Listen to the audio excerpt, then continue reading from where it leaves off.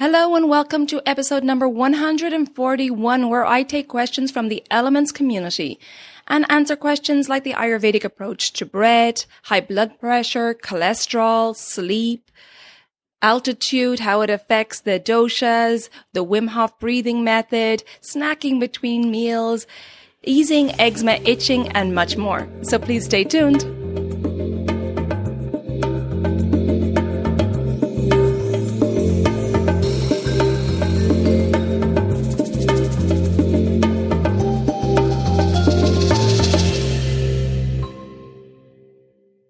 Hello and welcome to Elements of Ayurveda, Empowering Wisdom of Life.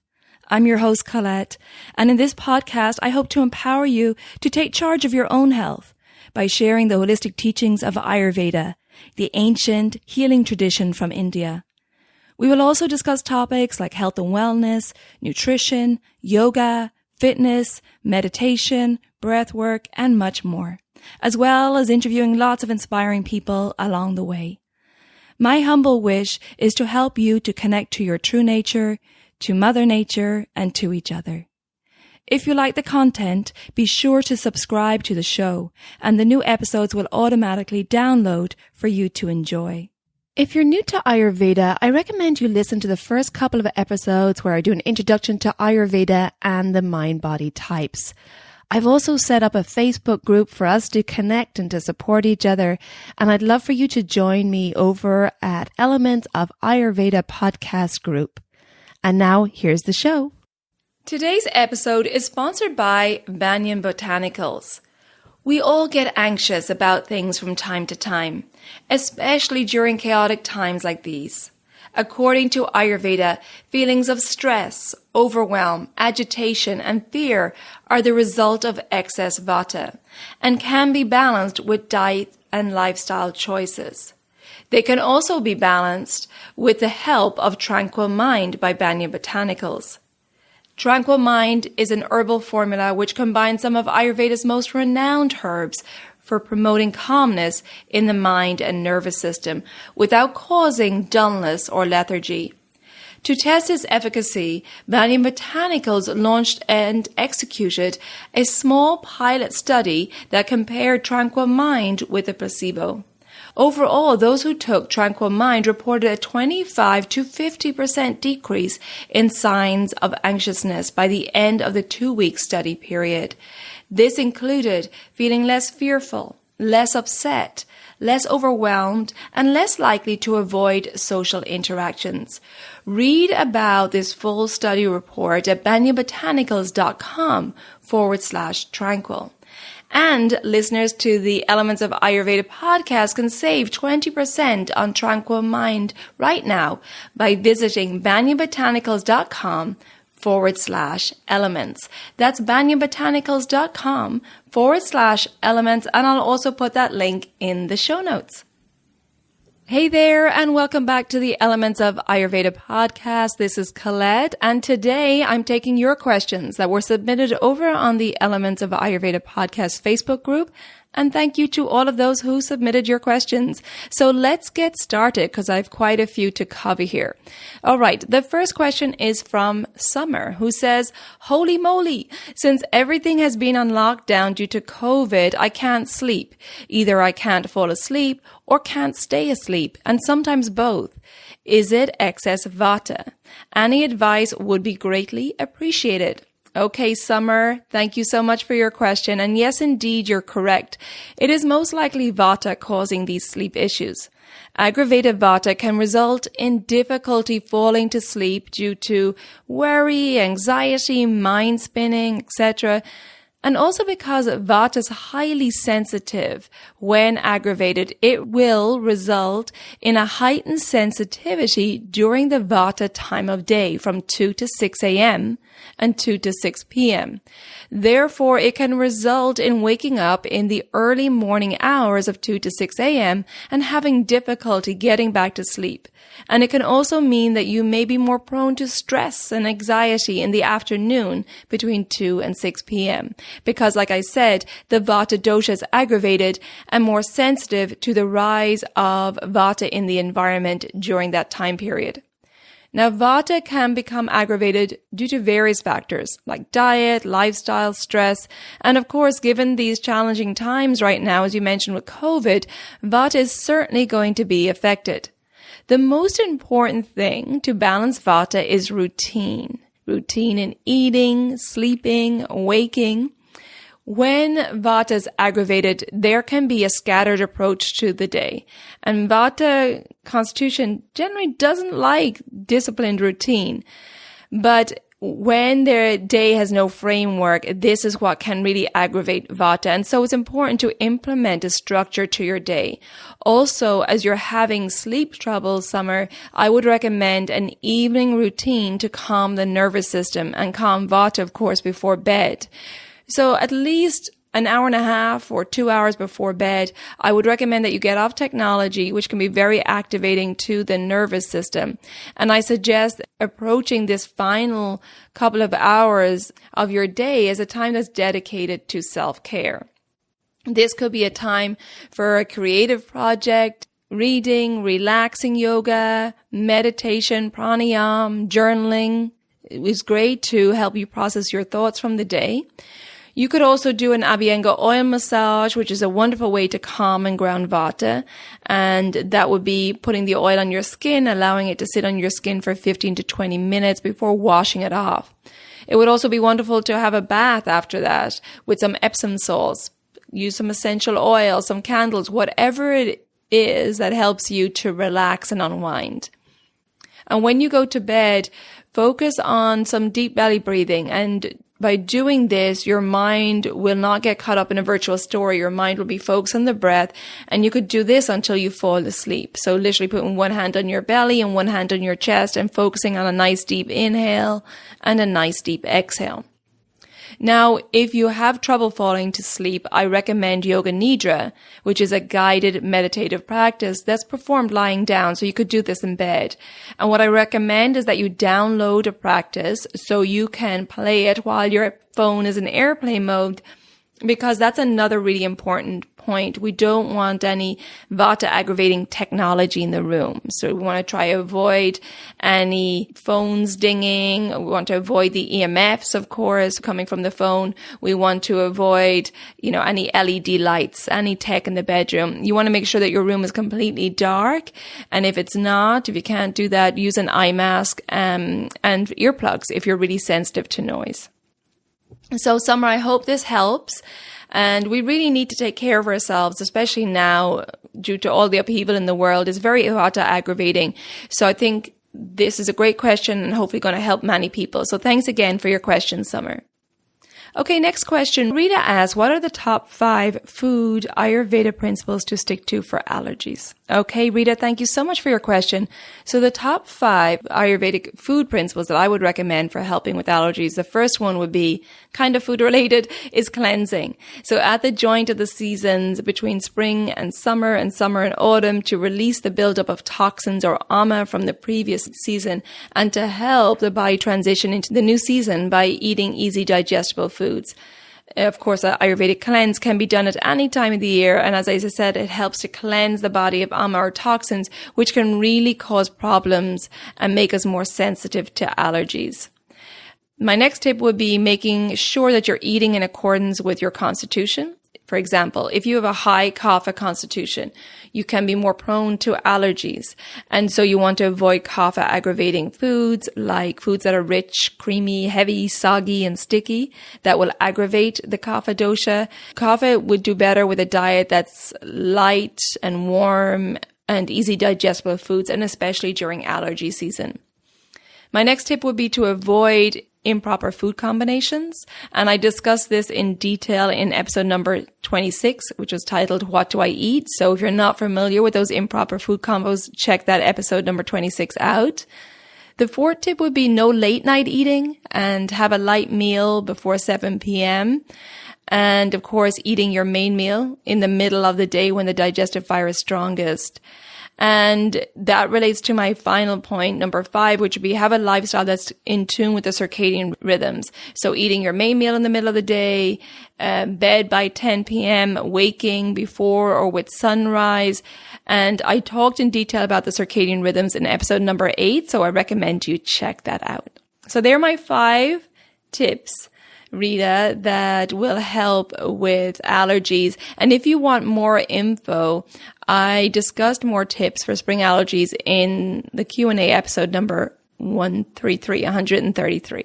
So thanks so much for your question, Rita. And now the next question is from Sabine. And Sabine asks, I would really like to know more about high blood pressure and high cholesterol. Thank you so much. You're very welcome, Sabine. Let's start with blood pressure. Blood pressure is the lateral pressure exerted by the flow of blood on the walls of the arteries. High blood pressure or hypertension is caused when the pressure in the arteries is increased. This pressure could be increased due to many reasons, like improper diet, lifestyle, psychological stress. Now, Ayurveda teaches us that is due to a loss of the natural balance in the body, which results in the aggravation of the doshas. And this results in a buildup of toxins or ama. So here are a few examples of what can happen to the blood vessels when each dosha is out of balance or aggravated. So when the Vata dosha is aggravated, it can cause constriction in the blood vessels. And this can happen naturally in the Vata stage of life as the blood vessels can become more narrow as we age. The Vata dosha has a tendency to experience excess stress or worry or fear or nervousness when aggravated. And these emotions can increase the blood pressure also. Now, the Kapha dosha can also cause a narrowing of the blood vessels. However, this is due to a buildup of fatty deposits on the walls of the vessels. And also, when Kapha is aggravated, it can result in the blood having increased viscosity, which is where the blood can be sticky and sluggish. An aggravated Kapha can also result in a feeling of dullness or inertia, a more tamasic feeling, which can also affect blood pressure. So that emotional feeling of feeling down can affect blood pressure too. Now, Pitta dosha, when aggravated, can cause the blood flow to be intense and forceful. And Pitta can also be aggravated by intense physical or emotional stress, like anger. And this can affect blood pressure as well. We've all seen the person with a red face when they get angry. So it's important, Sabine, to have your blood pressure checked and to have it monitored regularly by a professional. It would also be good to get professional guidance to help you make adjustments to your diet and lifestyle to bring the doshas into balance. And this can be done with a supervised cleansing program. And very important to emphasize balancing the nervous system as well and bringing the body and mind into a calm place, as we can see that the emotions really affect the blood pressure. So, for example, I'll go through each dosha here. So for Vata hypertension, I think keeping the Vata dosha grounded with a daily routine is really important. I mentioned it earlier, a routine in sleeping, waking, and eating.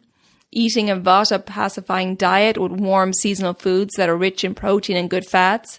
Also very important to calm Vata dosha with mindfulness techniques like yoga, pranayama, time in nature, and really avoiding the Vata aggravating activities like running around and lots of sensory stimulation. So just less stress in general is good for the Vata dosha and for Vata hypertension. Now for Kapha hypertension, it's the opposite. While Vata is all about grounding and calming, for Kapha, it's about increasing activity and lightening the food. So it's important for Kapha to be active daily, especially in the early morning, like walking or gentle biking, activity that creates heat in the body. The food should also be warmer, lighter, and smaller in portions. And avoiding comfort foods for Kapha, these are foods that are heavy, sticky, and creamy in nature. Now for Pitta hypertension, it's important to have a Pitta pacifying diet, avoiding food that's salty, spicy, and oily. Also, a Pitta person with a high blood pressure needs to avoid intense activities and really backing off competitive sports and activities, especially in the sun, which can increase the blood flow and also for Pitta, avoiding intense emotional situations, as when Pitta is aggravated, there can be heated emotions which can raise the blood pressure. And so calming mindfulness practices are essential here.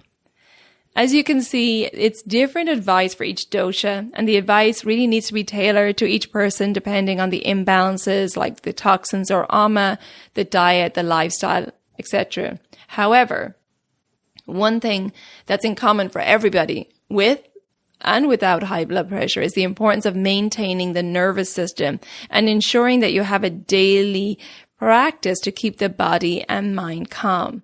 The reason I emphasize this is because even though the heart has its own pacemaker, the rate of its impulse generation is controlled by the autonomic nervous system via the sympathetic and the parasympathetic nerve fibers emerging from the brain. Now, we've discussed the nervous system in detail in recent episodes. However, in short, the sympathetic nervous system is our fight and flight response, and the parasympathetic nervous system is our rest and digest response.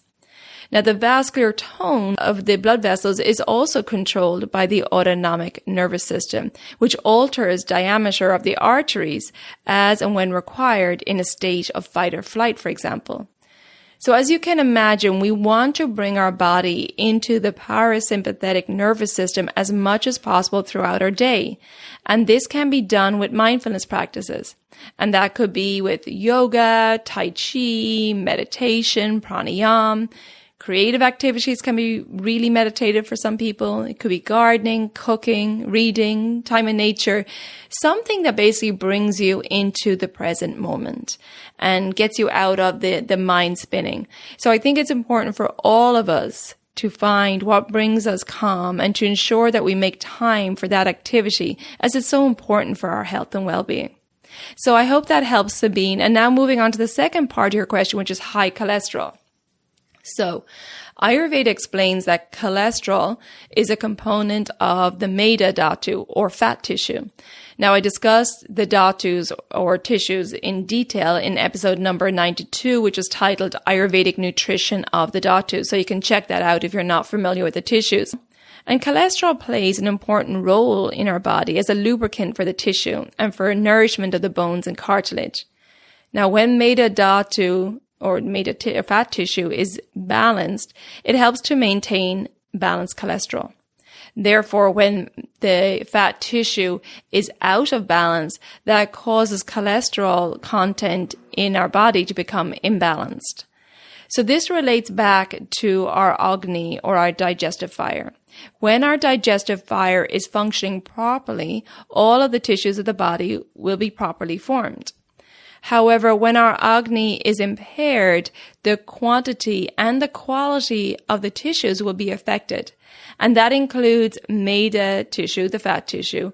And as a result, it affects cholesterol. Now, in that episode, number 92, the Ayurvedic Nutrition of the Dhatus, I discuss in detail the process of how the tissues are formed. So check that out if you're interested.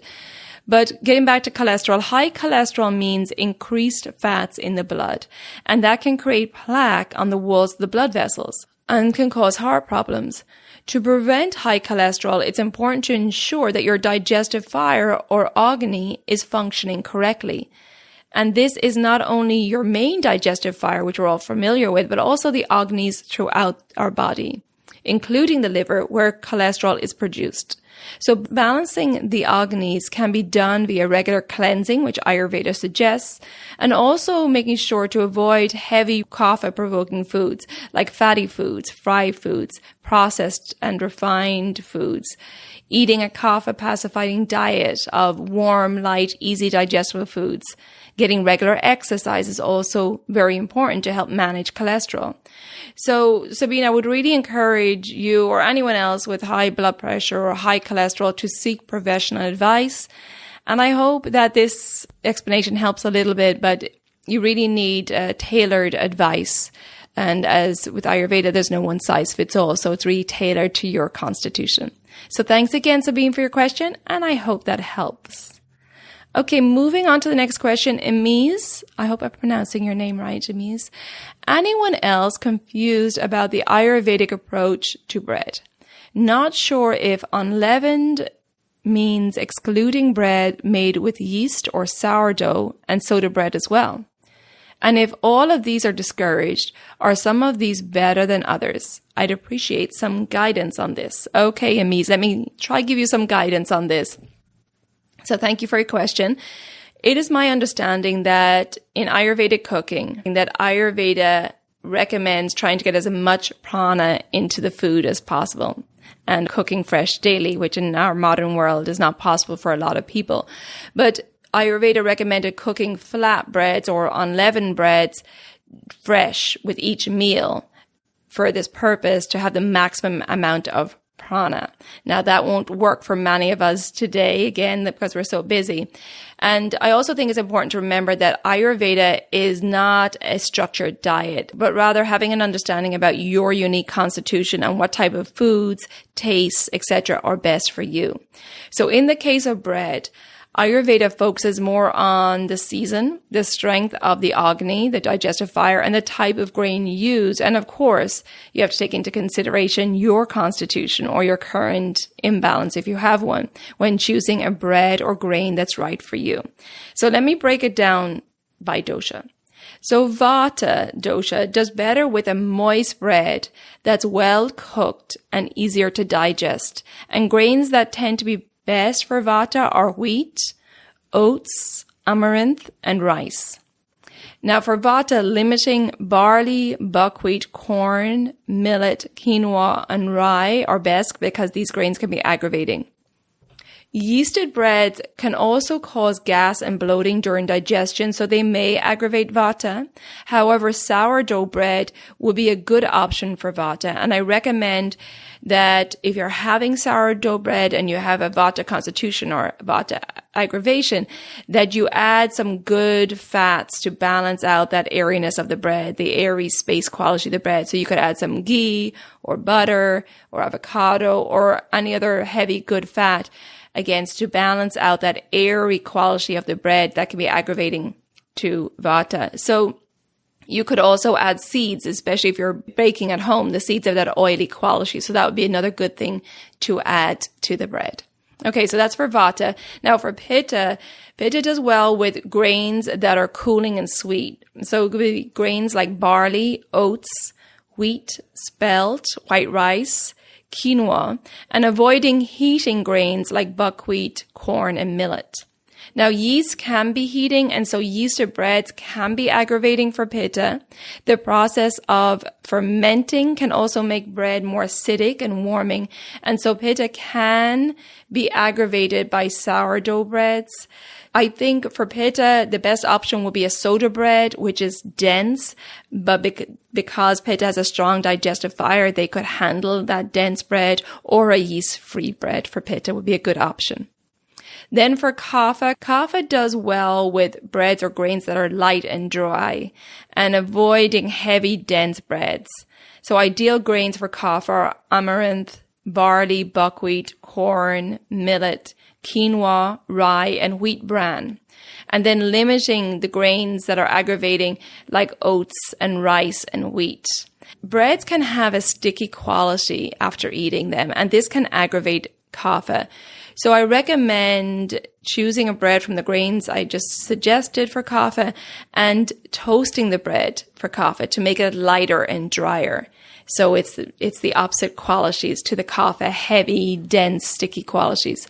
And also a slow fermented sourdough can be okay for Kapha, but it's really best to avoid yeast and commercial sourdough breads made with baker's yeast. So as you can see, yeasted breads can be challenging for all three doshas to digest. And I think the reason is today's baker's yeast uses especially processed yeast, which causes the bread to rise faster, but it means the grains aren't broken down as well, and therefore they make the bread difficult to digest, causing bloating and gas. And this makes sense because we're trying to push nature faster than it wants to go. So anytime we mess with nature, we end up causing problems with our own environment and our own bodies.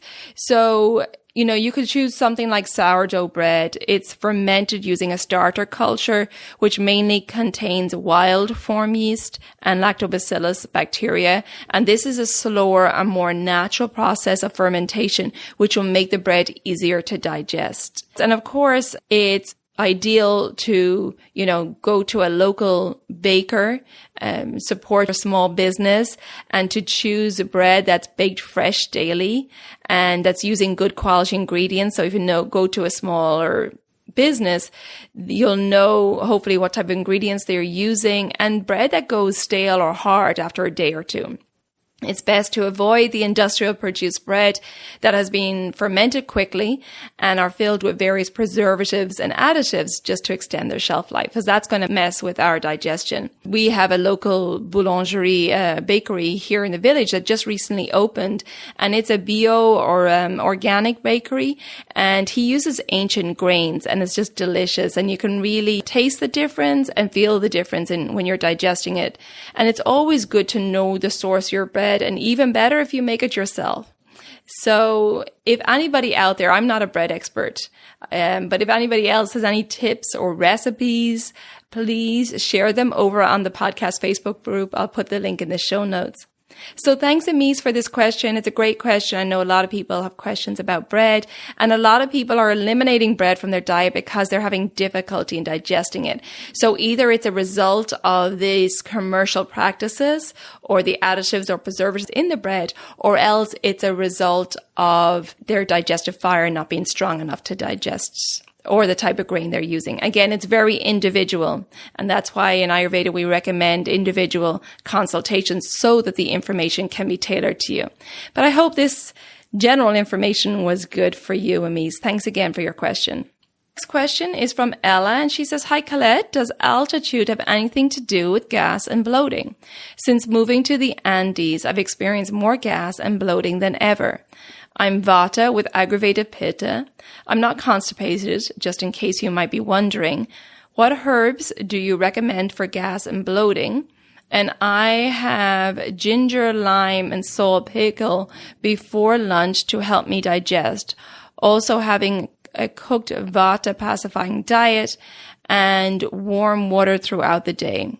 Perhaps I need a cleanse to reset." Okay, thanks, Ella, for your question.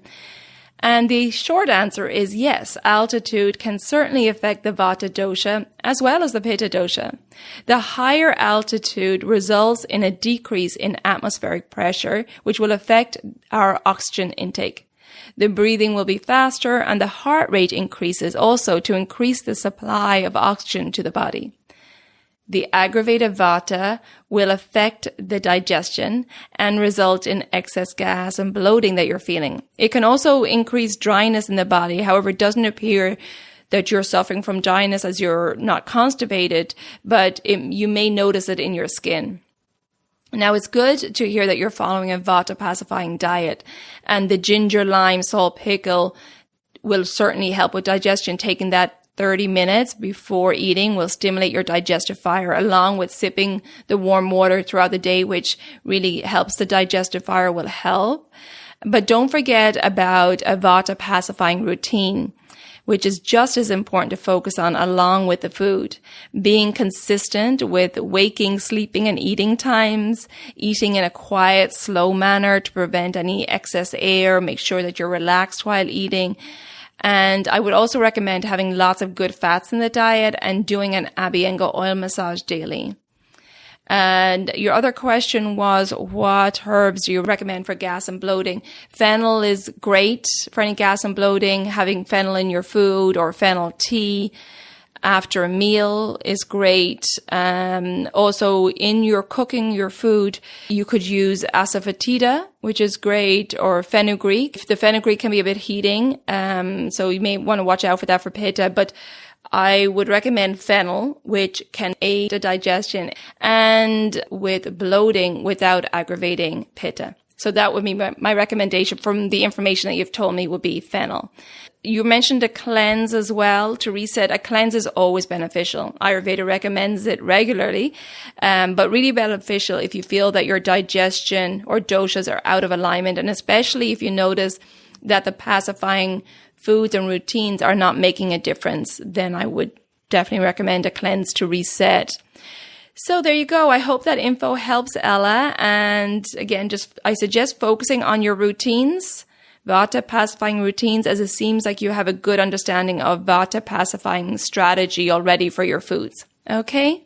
Next question is from Marie.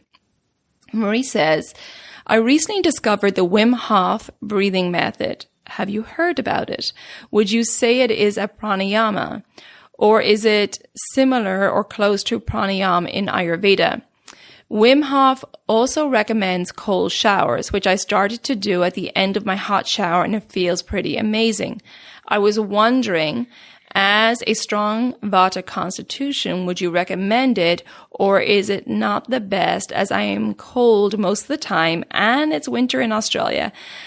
So what do you think of Wim Hof from an Ayurvedic point of view? Hi, Marie. Thank you very much for your question. And I've heard a lot about and listened to a lot of Wim Hof interviews and videos about the practice, but I haven't practiced the method myself. Now, for people who are not aware of the Wim Hof method, it's basically a combination of breath work and cold exposure. So yes, there's breath work involved, Marie, and there is some pranayama or energy control involved in this method. And, for myself, I'm not going to comment on the method itself because I haven't tried it, but I can chat about the main principles of cold therapy and breath work in relation to Ayurveda, which is what you asked. Now, Dr. J of Kerala Ayurveda recently talked about cold exposure, and he said that Ayurveda doesn't recommend it, and Ayurveda always recommends the middle path, no extremes, right? Which is always a good philosophy in life. But also for your Vata dosha, Marie, the cold exposure wouldn't be good because you already have that cold Vata constitution, as you know. So I think at the end of a shower, of course, it's going to be stimulating to have that cold blast of water, but I will be concerned in the long term that it may adversely affect the Vata dosha. So I would recommend making sure you stay warm. Now, in relation to the breathwork portion of the method, from what I've seen in the videos, it seems pretty intense to me. But as I said, I have not practiced it, just listened to interviews and watched the videos. So as you know, Ayurveda says there's no one size fits all. And I feel that the intense breath practice could be aggravating to Vata and Pitta. The energizing, intense method may be good for Kapha because Kapha, as we know, is that little bit more sluggish. So Ayurveda recommends a more energizing Brastrika, bellows breath for Kapha. So this intense breath practice in the Wim Hof method may be good. And I've had clients who practice the Wim Hof method. And what I do when I work with them is I basically work with their constitution and if they have a current imbalance, I modify it for them.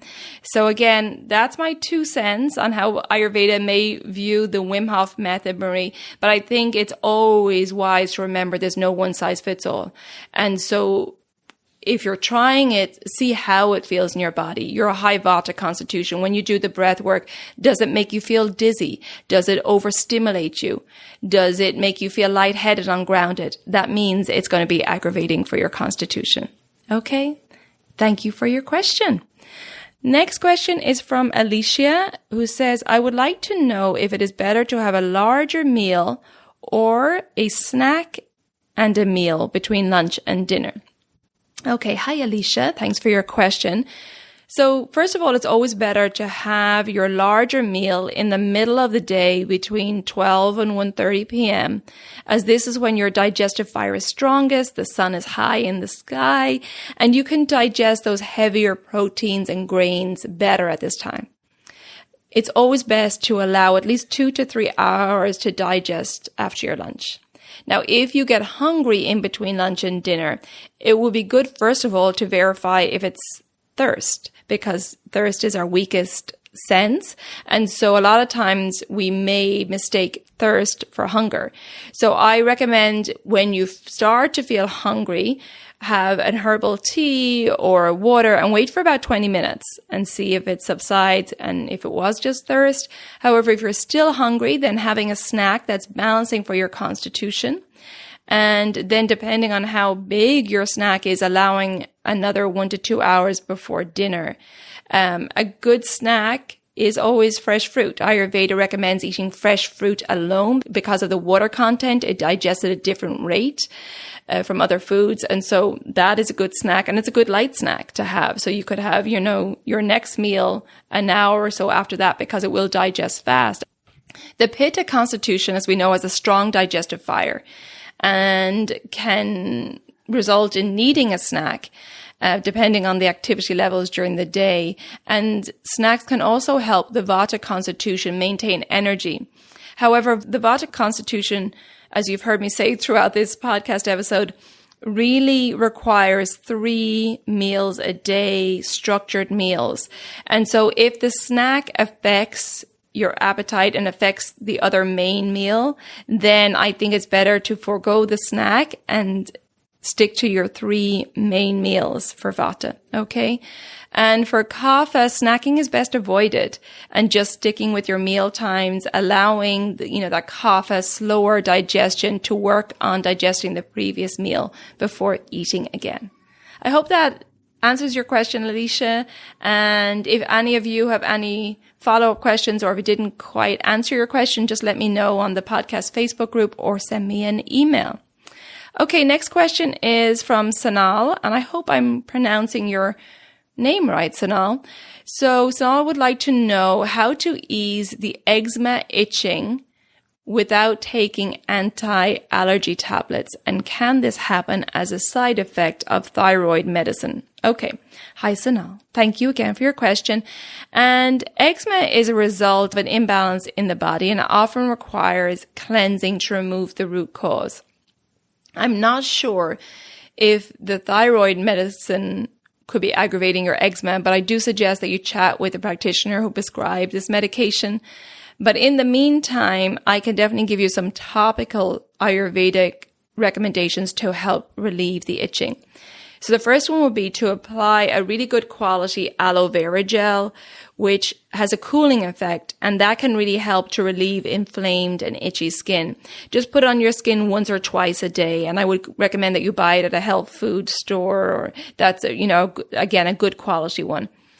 Coconut oil that's organic and cold pressed can be really great. And coconut oil, because of its antibacterial properties, can help prevent infection from entering into the cracked skin if your skin is really cracked. What I suggest here is that after a shower or bath, put on the oil on damp skin once or twice a day. And then Ayurveda recommends neem oil also, because it's really beneficial to reduce dryness and itching. And you could also buy a neem soap, which may be really good for you. So that's my recommendations, Sanal, but I would really recommend that you seek professional help for getting to the root cause of your eczema. Okay, those are just topical suggestions to help with the itching. Okay? So that's it. That's all the questions. And thank you so much to all of you who submitted these great questions. And I know people really enjoy these Q&A episodes. And if you have any follow-up questions, feedback, comments, please share them over on the podcast Facebook group, and I'll put the link in the show notes to that. Now, if you're interested in having an in-depth online consultation with me or doing an Ayurvedic cleanse that's tailored to you, please visit my website, elementshealingandwellbeing.com, and I'll put that link in the show notes also. If you have questions on my services before you book, you want to ask me some questions, please take advantage of the free 15-minute call, and there we can hop online and I can answer your questions. Thank you so much for listening. I appreciate your support. And if you want to share the episode, if you think some of these questions and answers will be interesting to family and friends, please share it with them. Please subscribe to the podcast if you haven't already done so, and maybe rate and review the podcast wherever you listen to your podcast. I would really appreciate that. And if you want to support the podcast, if you want to leave me a little tip in my tip jar, you can do so over on my Patreon page, and I'll put a link to that in the show notes. You can also find it on my website, elementshealingandwellbeing.com. The Patreon link is on the podcast page. Thank you so much. Take good care of yourself. Be well, and ciao for now.